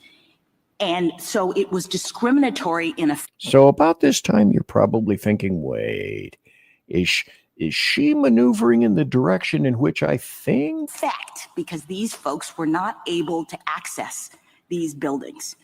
And it didn't matter whether the person who built the building or the person who owned the building intended for them to be exclusionary. That's irrelevant. Congress said the facilities have to be made equally open to people with disabilities if readily possible. I guess I don't understand why that's not what's happening here. Okay, that she doesn't understand, considering her prior rulings and opinions, should not be shocking. The idea in Section 2 is that we are responding to current day manifestations of past and present decisions that disadvantage minorities and make it so that they don't have equal access to the voting system, right? They're disabled. In fact, we use the word disable in Milligan. Okay, this is the old screed that, let me just be frank, or I could be BZ, whatever you want. Just don't call me late for dinner. Blacks, American blacks, and Demorats have been saying this for literally decades, are too stupid and ignorant to figure out how to vote, how to get ID, or where to go for vote. So you must hold their little hands and guide them through the convoluted process that is known as voting. If that isn't one of the greatest insults imaginable, I don't know what is. Let's finish this. We say that's a way in which you see that these processes are not equally open. So I speak leftist. Let me interpret for you. And what she has said was essentially that blacks in the Louisiana versus Calais case, see, Louisiana is saying we need to make racist districts only for blacks because blacks need their own racist districts because they're too stupid to know how to get to the polls, and we want to stack everything as much as humanly possible. Now, if that isn't one of the most insulting things imaginable, which is not shocking having come directly from the mouths of Demorats, historically being the party of massive racists themselves, she's comparing blacks to needing the ADA. In other words, blacks are sufficiently mentally, they have zero mental fecundity. They're not smart enough, so they need something similar, like the jury rigging that Louisiana is asking us to do. They need something similar from the Voting Rights Act, like the ADA, because, well, blacks are disabled. So the case basically is examining whether Louisiana's congressional map with 2 majority black districts violates the Constitution's Equal Protection Clause or the 15th Amendment. So in defending Section 2 of the VRA, which is the Voting Rights Act, KBJ, Ketanji Brown Jackson, says, we are responding to current day manifestations of past and present decisions that disadvantage minorities and make it so they don't have equal access to the voting system. Right? They're disabled. Okay, that's a direct quote, ladies and gentlemen, boys and girls. Let me repeat that last sentence for you in case you just tuned in. So those things disadvantage minorities and make it so they don't have equal access to the voting system, right? They're disabled. Stop. Who's the they? American blacks. What are they? They're disabled. So blacks needing their own congressional districts, which is on its face racist. Ketanji Brown Jackson is all in along with the rest of the Demorats saying that American blacks are sufficiently stupid and brain damaged that they need all the help they can possibly get. They can't do any of this without us or the Demorats. Can you possibly feature anything more incredibly insulting to that? How do you exist in a world where someone is that revoltingly stupid and revoltingly racist? Because I'm here to tell you, if SCOTUS rules against Louisiana, you're going to see race-based districts crushed. And that will have a massive influence. I mean, if you thought the SCOTUS ruling on abortion was going to garner, and did garner, a huge reaction from the Demorat and leftist base, if SCOTUS comes through with this ruling disfavoring Louisiana, I postulate you may get up to and including riots all around the lurks, the leftist urban rat cages. It's that serious. And the Demorats are going to go 210 over 190, just a hair more in blood pressure than they are right now. That's how critical this is. No, I'm not having another break. I am continuing. But this is the crux of the biscuit right here. This is a massive, massive thing. And when I was going through, you know what? I have transitioned. No, get that out of your brain. I have moved over from one segment to another. And the segment that we're going to be talking about right now is this one. So if I can have my producer cue this up pretty please. It's time for happy stories and good times. Here's a happy story, kids. NBC News cuts around 150 staffers as it separates from MSNBC and CNBC. The cuts, basically 7%, nearly 7% of NBC's news operations, and representing 2% of the NBCU news group workforce. Now, the people that were affected were those, there were roughly, I don't know, at least 150 people whose job was to, if you look up here, 150 staffers. What were they doing? Well, NBC News, conducting that second round of layoffs, was using those people just for LGBTQRS stories and coverage. They needed 150 people to make that kind of coverage. Now, if that isn't nuts, I don't know what is. Here's another happy story. When I had to play this sufficient number of times so that when I play this for you, I don't burst out laughing. So I had to absolutely crush my brain watching this any number of times so that I didn't lose my poop and go sphincterless watching this. This is classic Trump and classic Macron. OMG. I'm going to have to embiggen this. It's almost 30 seconds of Trump being Trump. Look. Look at the white hand. Macron has a white hand. No, is he going to be letting you go? No, fuck it. I'm not. Nope. No, Macron is going, what is this bastard trying to prove? I want to go. No, you're not going. I want to go. Okay, finally, you can go.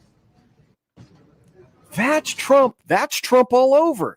That's, reason number 10,579.7 as to why I love the hell out of Donald John Trump, OMB, Orange Man Bad, the guy with the dead orange cat on his head. Here's another issue that I think is a great story. This is a happy story. Pete Hegseth, Secretary of the Department of War, said in a post on X, because all the journalists they're mortified, including Newsmax. They all got together. I think it was the Pentagon Press Corps, PPC, something like that. They have a little organization. And Pete Hegseth wrote, Pentagon access is a privilege. It is not a right. So here is the press credentialing for dummies. I don't know. You got to love that. Press number 1, press no longer roams free. This is press being credentialed for the Pentagon, for me to be specific.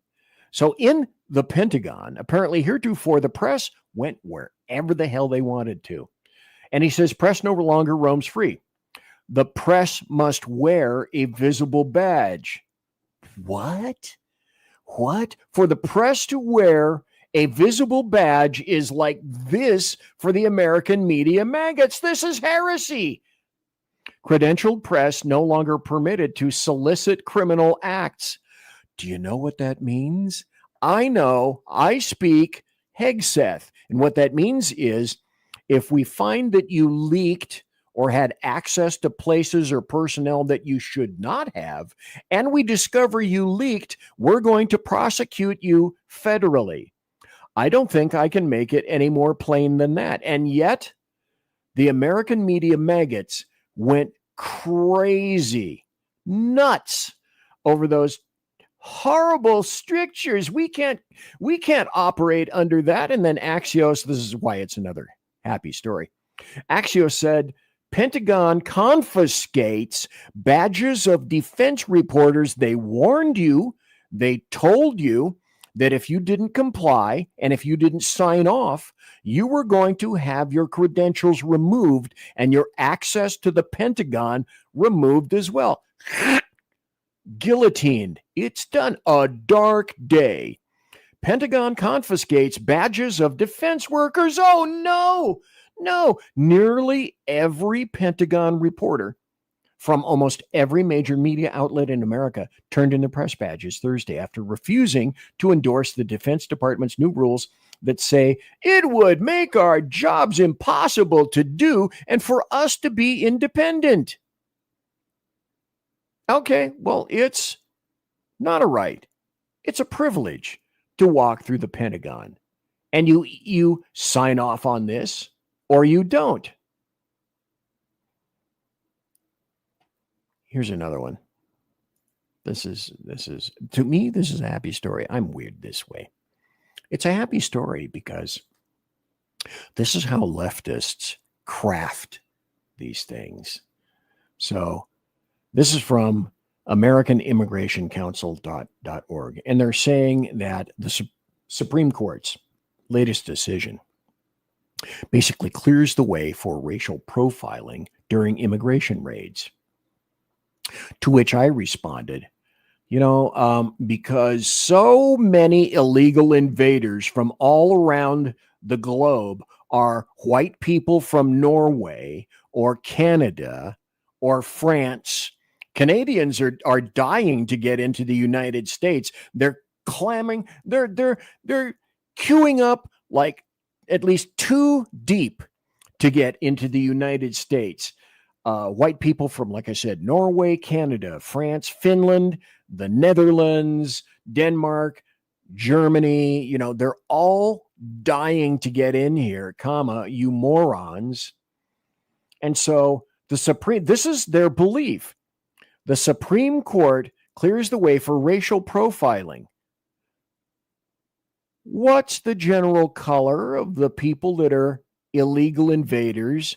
I just indicated, and any clear-thinking individual knows, well, it's not really white people. Oh, yes, it is. Think of all those evil white South Africans that came in, and there was an invasion of South Africans of at least, 25 of them, maybe 50. Okay, so I'm telling you, you see, BZ's racist. He didn't mention the South, the white South Africans. But this is the way, and it's absolutely risible to think that this is the way that they think. And it's a happy story because they're that stupid. But occasionally they make their point. 100 people watching live right now. Thank you kindly. From UBG, what's delicious is no judge can make the Secretary of War change his mind because the maggots turned in their creds voluntarily. So it's an if-then equation. If you sign an agreement indicating that you will comply with our rules, our house, our rules, sure, you can come on in. You can come into the Pentagon. If you're not interested in compliance, then essentially you can stay the hell out. Rick Robinson says 400 on our side or so. That's from X and KLRN, which makes me think, maybe it's time to run this up the flagpole like this. You can read it. Anyway, thanks, Rick, for that and that update. Appreciate it. I seldom mention this, but this is a happy story in terms of if you're a common sense thinking individual, you already sensed this was true. You knew it. Wuhan 19 in 20 and 21 and up to and including 22 and around in there. Closing this country was one of the worst things that we ever did. It affected, in my opinion, an entire generation of kids and screwed them up. Absolutely screwed them up. But now it's discovered that data on how parts of Pfizer BioNTech Wuhan 19 vaccine spread in the bodies of mice, data were withheld from regulatory submissions to the US FDA, according to new comparisons of those submissions and similar documents sent to Japanese regulators. In other words, these people, Big Pharma, decided that they were going to hold back important data that was required that people, before taking the jab, should know. Let me see if I still have this up. Oh, darn it. I think I took it down. And essentially what I said last time was that the definition during this time of a vaccine changed from something that provides immunity to something that provides a modicum of protection. And that was made and that was done so that it would look as though, well, you're actually guinea pigs and you're test beds. So we have to wiggle some words around a little bit so that you don't feel so bad when later on you get a shit ton of problems. Bombshell vax versus unvax study finally sees the light of day and the results are staggering. Health journalist and film producer just released his film An Inconvenient Study, which follows a years-long exchange with Dr. Marcus Zervos, head of infectious disease at the Henry Ford Health Clinic in Detroit, a doctor who's about as pro-vaccine as they come. So what happened is that he determined that a study comparing the health outcomes of vaccinated and unvaccinated children, the DTP vaccine did protect against diphtheria, tetanus, and pertussis, but there was more than a twofold increase in overall mortality. And so, as I am wont to say, you can read this at your leisure on my Rumble page on Rumble at rumble.com and the SHR Media group. All of these articles will be in there for you to kick back with your favorite beverage and read it in detail, in depth. So, do you remember this? Let me put this up because people are saying, oh, blacks aren't racist. Black males can't be racist. Black females can be racist. DC Judge Kendra Briggs has allowed the two teens who are black, let me point out, because leftists always want to know about race. It is critical to them. So I don't particularly give a shitabus one way or the other, but it's critical to Demorats and leftists. So that's how I craft my response here. So Judge Kendra Briggs, pictured right there, has allowed the two teens who were black, who jumped Edward Corristine to avoid jail, and sentenced them to simple probation, stating that her job is to rehabilitate, not to punish. This was a racist verdict from a racist judge. Now, the simple test, as I've said for any number of years, is, okay, reverse this crap. The white kids would be in prison. Well, that makes equal justice for all, doesn't it? Now, folks, BZ, this is how BZ rocks and rolls. It shouldn't surprise you that I have this coming up here. A female who says black women can't be racist to white women. Don't you get that? Don't you understand that? Go. Now you can respond. Women cannot be racist to white women. Are you kidding me? Sorry? That makes no sense. Sorry? Black women cannot be racist to white women. Stop. Let me play this over again for those of you who just tuned in or were listening to Nirvana or something else in your ear pods. Now you can respond. Black women cannot be racist to white women. Are you kidding me? Sorry? That makes no sense. Sorry? Black women cannot be racist to white women. Do you not understand that? Oh, yes, they can. You don't have the intellectual yes, they capacity can. to understand that. Oh, yes, they But that's can. very much And you've been impossible. racist to me. That's very much You've impossible. been racist to me, a white man, by saying I'm a race baiter. Yeah. How am I racist to you? I'm black. I can't be racist You to called you. me a race Are you baiter kidding with me? no You're evidence. racist to me. When have I You been can a be race? But see, you need to see this shit. The show is getting longer, so I'm sorry. My poo-poo nasties are starting to come out. In certain lurks, in certain areas, in certain venues, blacks are more racist than whites. Oh, you can't say that, BZ. Well, you don't want to open your eyes.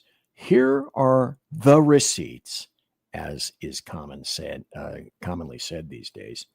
Here's a black female who says that, well, blacks can't be racist because we're blacks, said the racist. You could be racist to me. When have I been a race baiter? But I'm a powerhouse. Tell me when I've been a race I'm baiter. a powerhouse.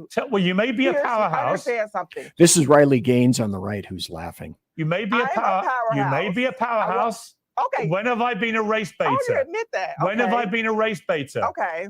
When have I been a race baiter? Okay. This is absurd. No, hang on. Tell me. Honey. Blossom, give me one example of me. Honey. So how many people would put this on their shows? There are some people on some shows in some venues that say, BZ, and I've been sent emails, BZ, sometimes you go too far. You must be the racist. They don't listen to the shows. I'm white, so because I'm white, I must be the racist. But I pull no punches. Blacks are racists. Whites are racists. Asians are racists. The Japanese are some of the most ethnocentric people on the planet. The Chinese are some of the most ethnocentric people on the planet. For leftists, that means race favoring. In case you guys just tuned in, consult your Funkin' Wagnalls. But I bring this to you to indicate that this is a happy story because this is how ignorant some people are. I won't be able to get, here's the thing. I had some great stories for Canada Heavy Haul about Canada itself tonight, and I'm not going to be able to get to them. I'm going to wrap up the show with California, always spelled it with a K, Californians Gavin Newsom. Because when you're somebody like Gavin Newsom and you want to get on someone's show, because podcasts, as we're discovering, are so in right now. Well, the Republicans, these people went on podcasts and they actually talked to people and they had conversations. And that's what did it. I know we have to get on podcasts, say Demorats and leftists, except, wait a minute. The best way to get on a show like that, this is from New York Post. Gavin Newsom claims he's punching back at son of a bitch Joe Rogan in a vulgar plea to appear on his show. So what part of this makes sense to you if you're not a Demorat or a leftist? Okay, Gavin Newsom wants to be on Joe Rogan's show because Joe Rogan has probably the #1 podcast on the planet, as far as I know. That's as close as I can get. So he thinks that he'll sweet talk his way onto Joe Rogan's show by calling Joe Rogan a son of a bitch in a vulgar plea. Please have me on your show if you would, Joe Rogan, because I have a very convincing manner. I'll cross my legs. Maybe I'll frown at you in order to convince hordes of people that, hey, you need to vote for me. Here's another story. Again, this will be in the show notes. Again, Daily Mail. I find a lot of good stuff on the Daily Mail in UK news because in any number of cases. You won't find that stuff here. The smoking gun proof that Gavin Newsom is to blame for the deadly LA fires. So there's a guy named Spencer Pratt, and he thinks he's going to win his lawsuit that he has against the city of Los Angeles following the arrest of that French leftist terrorist that was a nutcase, and he set the Southern California fires. And he was living, this guy Spencer Pratt was living in, I think he was in the Pacific Palisades neighborhood. That got torched, and that was gone. So this guy Spencer Pratt, I do not know him, but apparently he's some type of celebrity, and he has some kind of a social media presence, and he's trying to keep the lawsuits in the news. And he's saying his contention is that Governor Newsom and Karen Bass, the LA mayor, were negligent when it came to stopping the fires from spreading. And it said, it was always the main crux of our legal case. Somebody lit the Lackman fire on New Year's Eve. The fire was not properly contained and it rekindled. And that's precisely why Governor Newsom and the mayor and the state are culpable. They allowed a fire to smolder for a week without doing anything to mitigate it. Now, anyone who knows anything about firefighting, or if you've been involved in a fire or around a major fire, you know that if it was significant, the firefighters don't just come and put the wet stuff on the red stuff and then go away. Because depending upon the size of the debris and the fuel involved from the fire triangle, you have to constantly monitor that because you can have reflashes. Fires can re-emerge.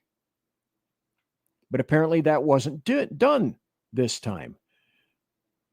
And so these people are saying, this is standard operating procedure for Gavin Newsom and the state of California. Now, I'm going to show you this.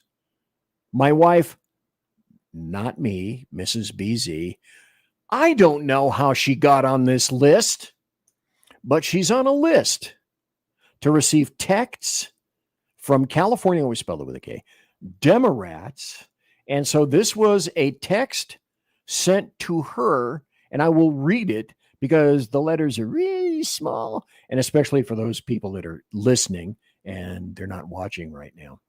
So this is a text sent to all of Gavin Newsom's minions, and it got sent to her as well.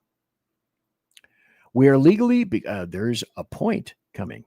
We are legally required to report what we raise, Gavin Newsom. In just a moment, I'm going to ask you to make a well-timed donation to help me pass the Election Rigging Response Act. Please give me a chance to explain why this request, especially today, is so important. Here's the truth. In just a few days, November, okay, we have our final official fundraising deadline of the campaign. When it ends, we're legally required to report just how much we've raised. Everybody's going to be watching, not just here, but Republicans in other states who want to see Democrats' enthusiasm to stop Trump from rigging maps in more states. This is raising money for California. Oh, it's spelled it with K. Prop 50. If we report a big number, they'll know Americans are deeply opposed to their efforts to rig the next election. Plus, every donation will help us win our race in California. God help us if we lose here and Republicans redistrict everywhere. We may have enjoyed our last free and fair election. So please, if we're going to persuade and turn out the voters we need to win, then I need you now. If you can, make one last contribution here. Here's what you can't see. There's a link in here. And would any of you be shocked? But here's the evidence that BZ provides. This is why you watch and listen to the show live and later on in podcast. Where does this go? Where do the donations for Governor Newsom go? Well, if you can't see this, let me educate you. They go to secure.actblue.com. The donations are going to Act Blue. Of course, naturally, you are not shocked, are you? I have one more that I wish I could embiggen this and splash this all over the screen. This is a story from Mediaite, which has one of the most ridiculously, stupid names that you can think of for a website.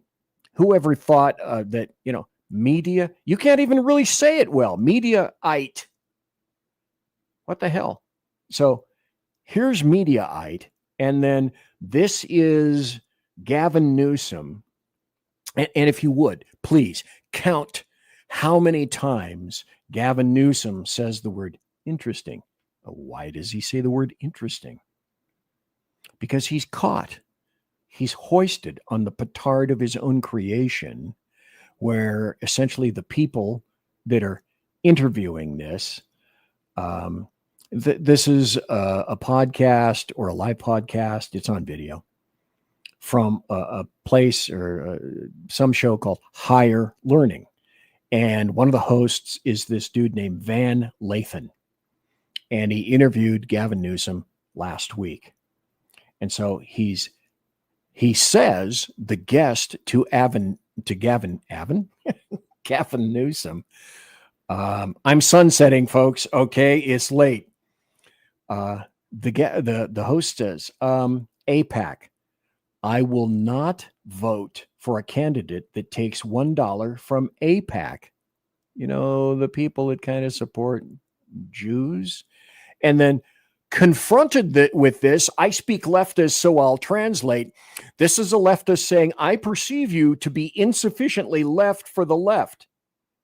And if AIPAC contributed any money to you, which they did to Gavin Newsom, I will not be voting for you.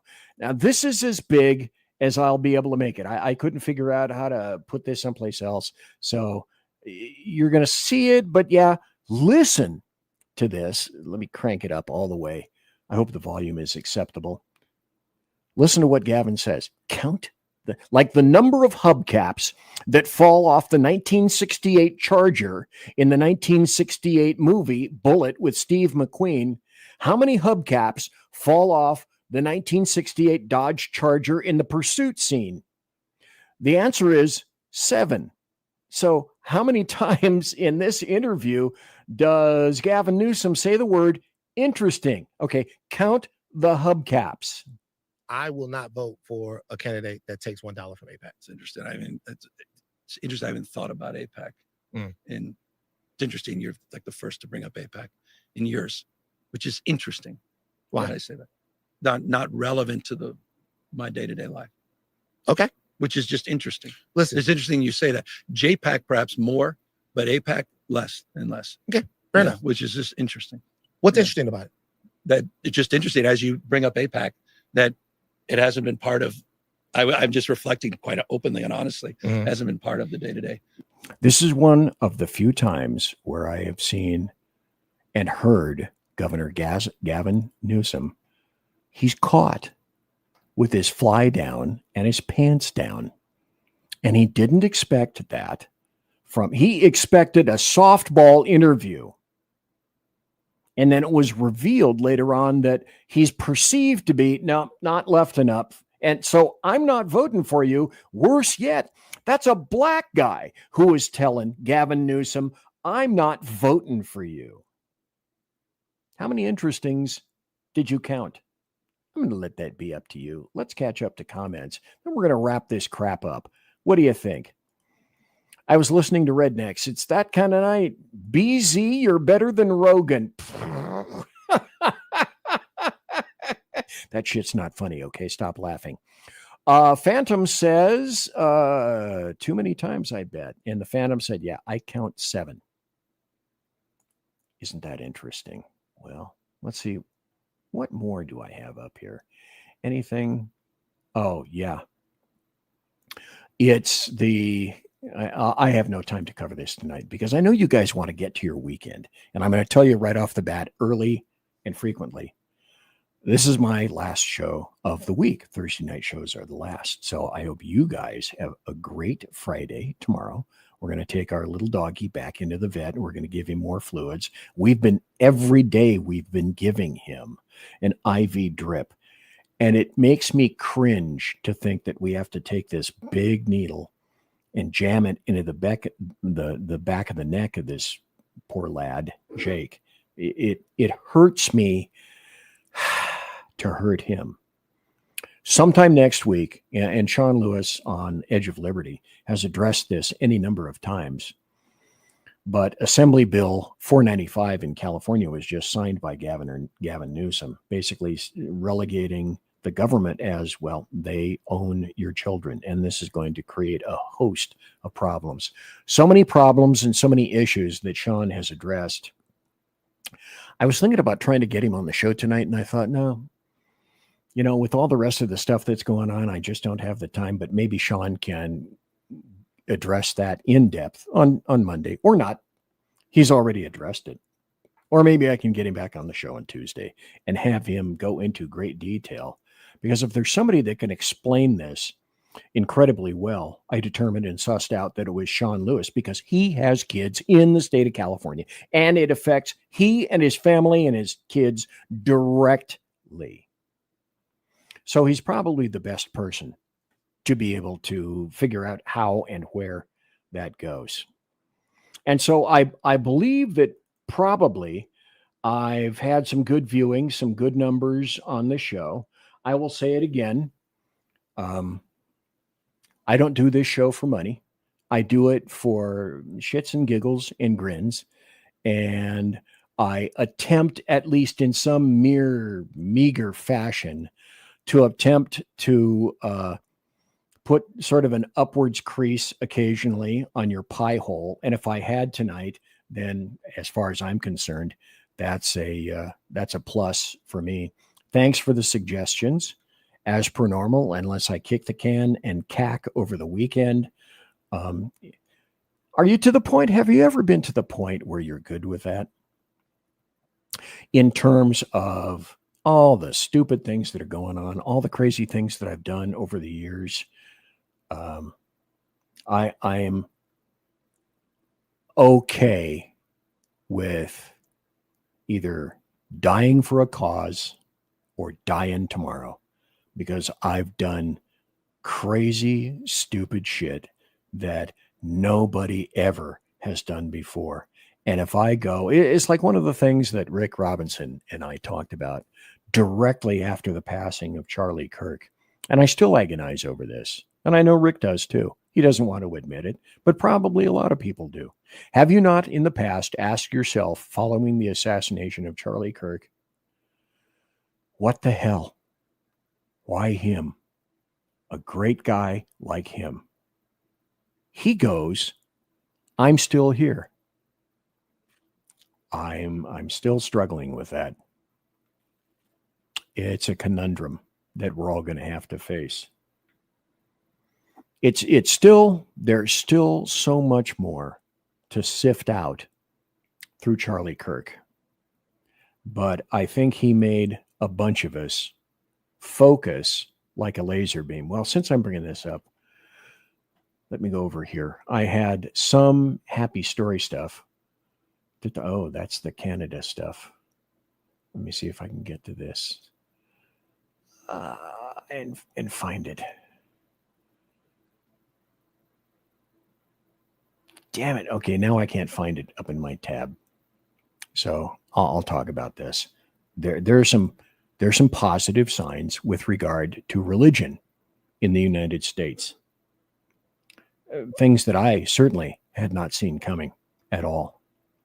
And next Tuesday, I'll probably tell you about them. And sooner or later, for Canada Heavy Haul, I got to tell you how Canada is a mired, atrocious piece of cesspool-ridden crap.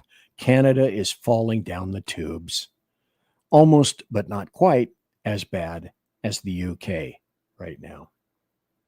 That having been said, I conclude this show. I say from my official Demorat Crying Baby mug, because the theme of the show tonight was Demorats Uncork On Demorats. So you didn't see the BZ KC 135 mug. You saw the Crying Baby Demorat mug. God, would you? I don't love Ricky Robinson. Get that banner off there. Thank you for, by the way, Rick. thank you for simulcasting the show. And to all the other people that are on KLRN right now, watching live, thanks for watching through KLRN. And then I will put this show up as a podcast later, maybe after midnight, definitely by tomorrow. I'll put it up through Rumble, and I'll also put up so you people can see the podcast in either Rumble and or YouTube. And just remember, if you want to find out, hey, that thing that BZ spoke about, where can I? On Rumble. Okay. On Rumble. By the way, for those of you who just stepped into the show, this is where I say, you're late and you missed it all.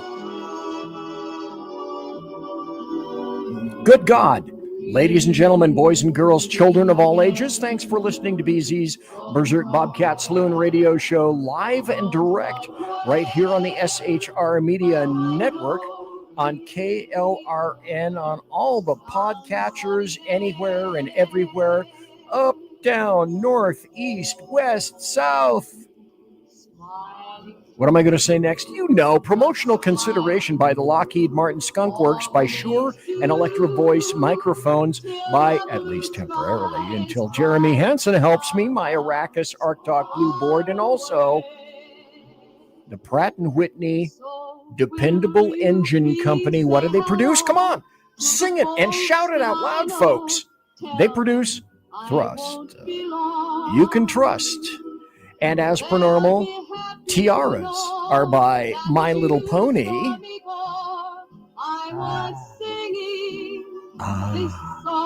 Tiara. Wonderful. Thanks to no guests tonight. Thanks to me for being fat and obtuse. Also, thanks to my personal KC 135 Kettle One refueling team, with whom I shall be consorting in less than 10 minutes. Remember the words of Vlad the Impaler. True then. True now. So, it's TTFN. Quiet down now, get some sleep. Ta-ta for now. Good night, Mama. Night, Ben. Good night, everyone. Good night, Mama. Good night, Daddy. Good night, children. Good night, Daddy. Good night, Elizabeth. Good night, John Boy. Good night, Tim Bob. Good night, Tim Bob. Good night, Tim Bob. What's going on? I was asleep. What's everybody doing? Good night, Tim Bob.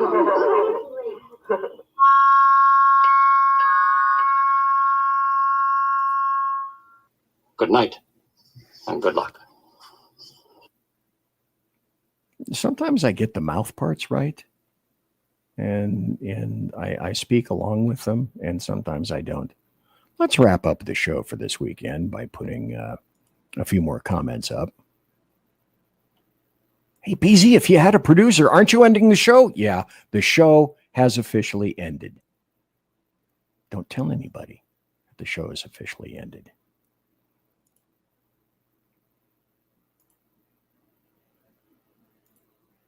Good night, Ed.